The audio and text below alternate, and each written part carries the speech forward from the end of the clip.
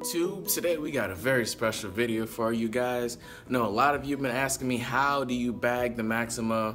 What brackets do you need? What parts do you need?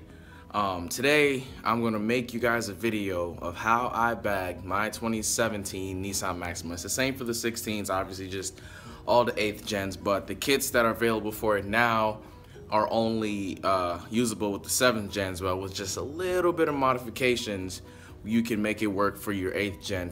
Air Force suspension, air struts with the rear cups, and I'm using airlift 3P management system. It's not gonna be super detailed, but if any of you guys thinking about doing the air suspension yourself, you and a buddy can do it. It took me and my friend probably 6 to 7 hours, and we did everything. So it's not impossible, so stay tuned and we'll be back with more. So in order to make the bags fit, you need to make custom brackets about 3 inches in diameter, like a circle. This goes underneath the actual bag and actual cup to help stabilize it, to keep it from moving so your bag's not.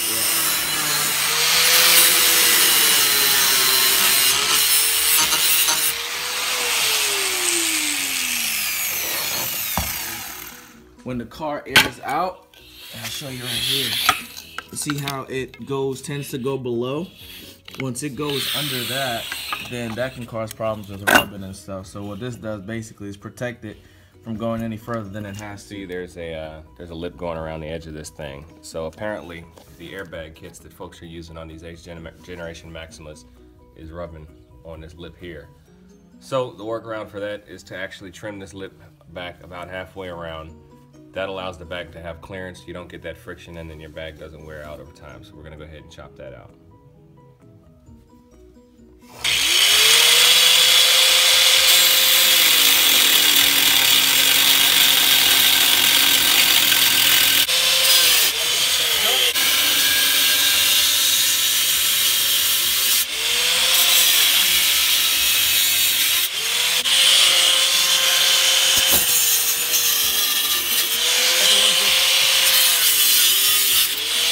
That it's easier to trim this. You can take the exhaust out, and that's literally 2 bolts right there.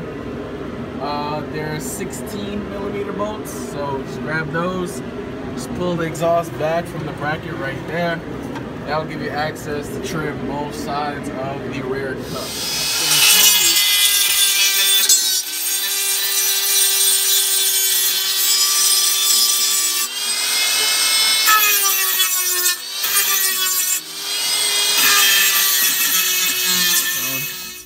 And place it on. Here we've got this all cleaned up, shaved, and we put silicone on there just to help keep it from making friction with the bag. And we're gonna be mounting this up here. So this plate mounts to the top, the bag mounts to it, and then it mounts to the lower control arm.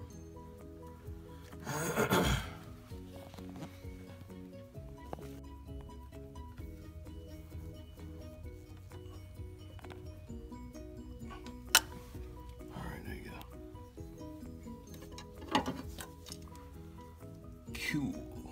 This will be easy. Those will be easy too.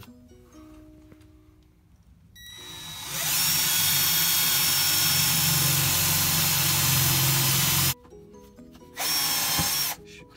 So am I supposed to help? Now we're just lining up the top mount for the bags so we can screw it in and bolt it to the frame. I know. Now we're just getting all the brackets. One more. I think that's it. I can hold it up. Yeah, that's it. Come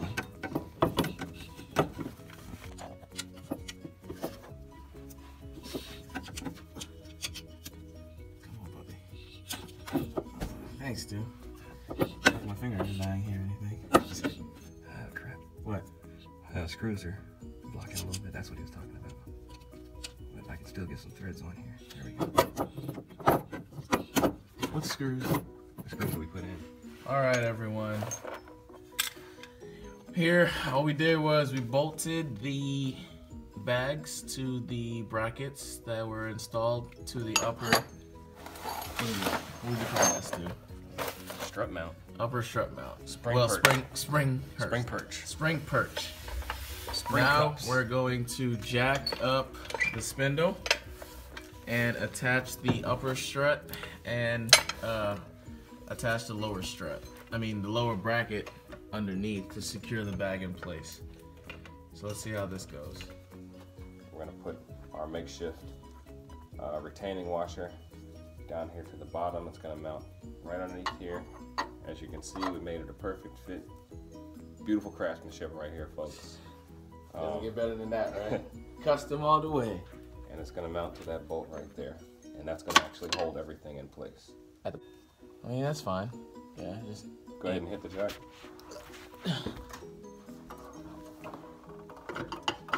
Alright. Custom Stu's Garage parts. Prototype airbag parts. Too small? No, it's just tight thread. There it is. Freaking beautiful. Here, Stu. Right now we're mounting our custom Stu's Garage brackets to the bottom of this airbag, and that's gonna hold everything in place. Over tighten. Oh, this one. And there we have it. And we're good to go on that.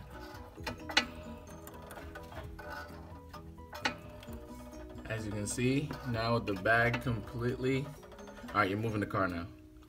Now with the bag completely deflated, we still have room on this side and we have room all the way around.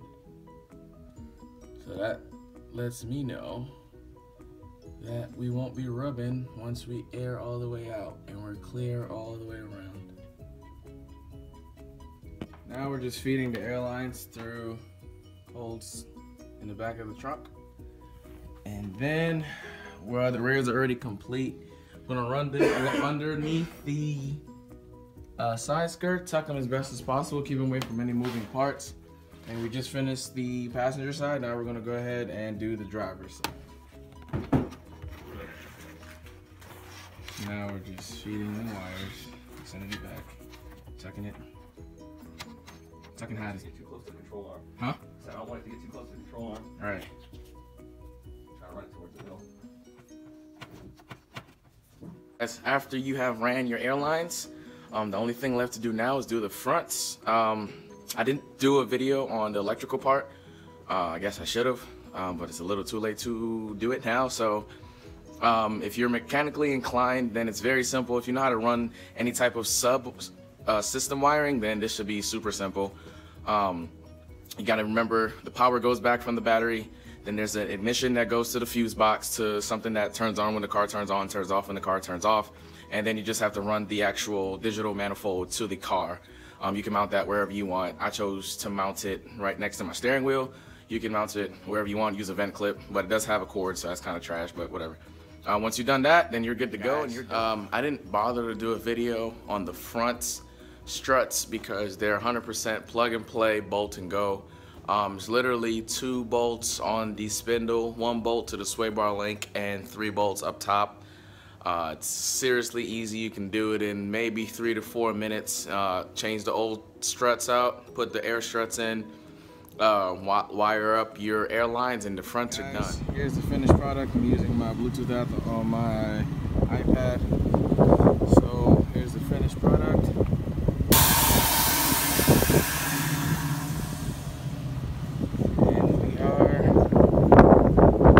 Tuck in, framed out, all that good stuff. I gotta get the fronts a little lower.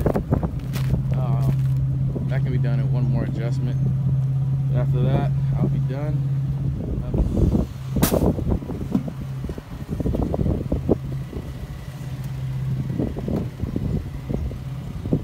Fronts down. Hold on, I'm trying to do this with one hand. I'll just do it with one hand.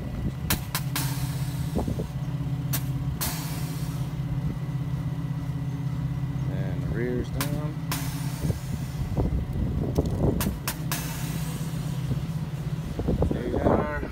I got my iPad just mounted right there, and I can see all my pressures, see everything I want.